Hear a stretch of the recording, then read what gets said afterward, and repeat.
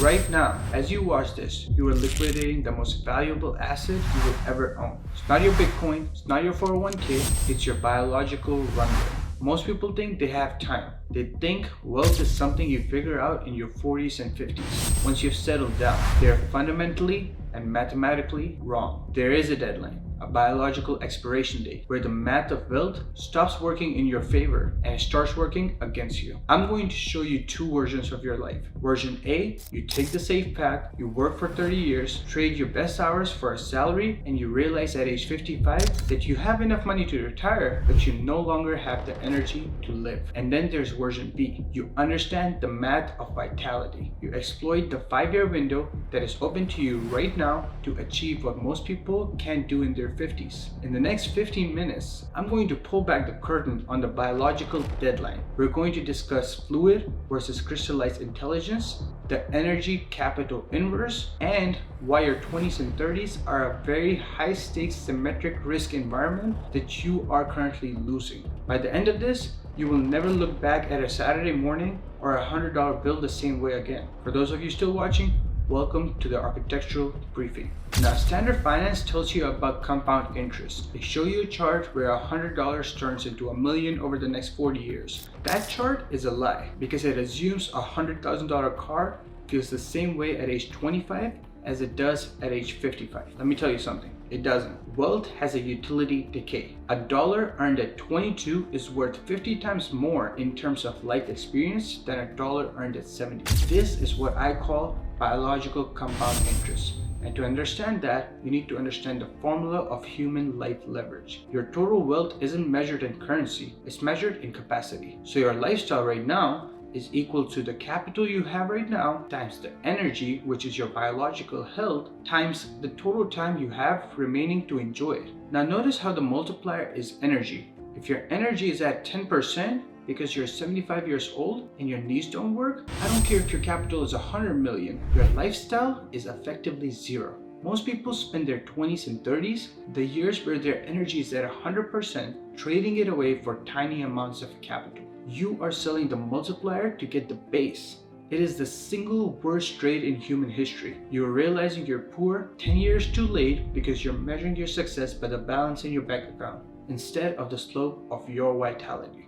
Now here's the simple biological truth that people don't realize. Your brain has two distinct modes of intelligence. First is the fluid intelligence. That's your ability to solve new problems, identify patterns, and learn complex systems from scratch. This is your starter brain. It peaks in your late 20s. Then there's the crystallized intelligence. This is your ability to use all the accumulated knowledge. This is the management brain, and it peaks in your 60s. If you want to build an empire, a rocket business that generates huge returns, you need fluid intelligence. You need the raw computational power of a young brain to navigate the chaos of the markets. And here's the tragedy. Most people spend their fluid years sitting in a cubicle following a manual written by someone with crystallized intelligence. You are using a supercomputer to do a 5th grade math problem. By the time you finally decide to go for it at age 45, your fluid intelligence has begun its inevitable decline. You have more knowledge, but you have less pivot power. You must build your fortress while your fluidity is at its peak. If you wait until you are wise, you will be too slow to be rich. Now let's talk about the safe decade, between the ages of 22 to 32. The world tells you to find yourself. They tell you to pay your dues.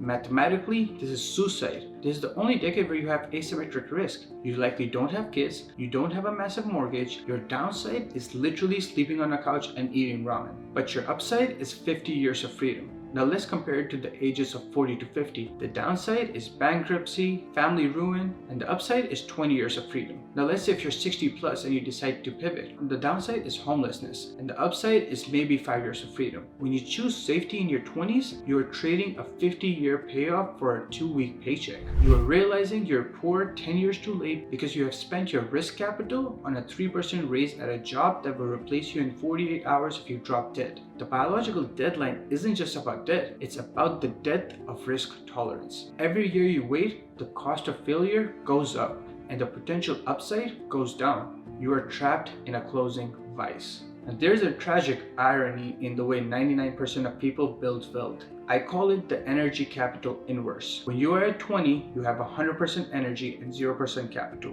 When you're at 70, you have 0% energy and 100% capital.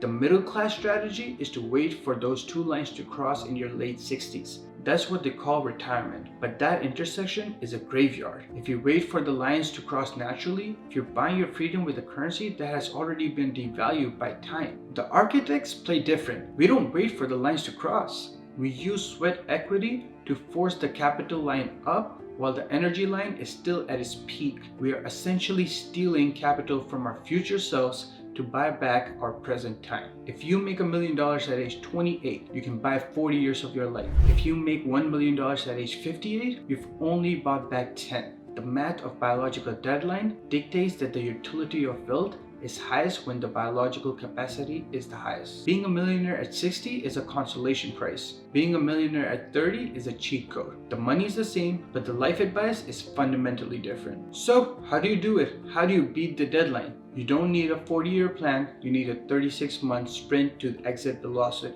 Exit velocity is the point where the interest of your assets exceeds the cost of your living. Once you hit that, your biological decay no longer dictates your freedom. And to achieve that, you need to go through a three-phase protocol. Phase 1 is the liquidation. You must liquidate your current self. Stop spending $2,000 a month to look successful to people who are broke. Every dollar you spend on status symbols in this phase is a day you are adding to your biological deadline. The goal is to reduce the living cost to essentials and remove anything that's unnecessary and doesn't benefit you. The math, if you save $2,000 a month and invest it in 10% fortress assets, you're buying back 2 months of your life every single month if you stay disciplined. Next is the phase 2. This is the leverage build. This is where you stop trading your time for money. You build or buy distributions. If you're an employee right now, you start a side hustle. You use your fluid intelligence to solve a problem for a high value niche. The goal is to create a secondary source of income that is not tied to your best hours. And then finally is phase 3, the asset swap. Now you can take the income that you've been accumulating and you dump it into fortress assets, stocks, index funds, land, private equity. You're converting your high stress wins into low stress crystallized wealth. The goal is that now your fortress is starting to pay for your life. And the result is that you have hit the exit velocity while your energy is still above 80%. Most people realize they're poor 10 years too late. They wake up at 45, look in the mirror and realize that even if they hit the lottery tomorrow, they can't get back the decade where they could have hiked the Himalayas, started a company, or been present for their child's first step without a boss calling their phone. Wealth isn't a number. Wealth is the ability to ignore the clock. The biological deadline is coming for everyone. It's coming for the billionaires in the penthouse and the kid in the cubicles. The only difference is what you do with your fluid intelligence you have left in your tank right now. I want you to do a 10-year audit. Imagine yourself 10 years from today, right now. You followed the safe path. You have the house, the middle management job, and stability. Now look at the person's eyes. Are they alive? Or are they just waiting for the crystallized eras to take over? Now look at the version of you that took the asymmetric risk. The version that understood the math of the deadline. The person that don't just make money, they save their own life. The clock is ticking. You have the blueprint. The only thing left to decide is what your time is actually worth.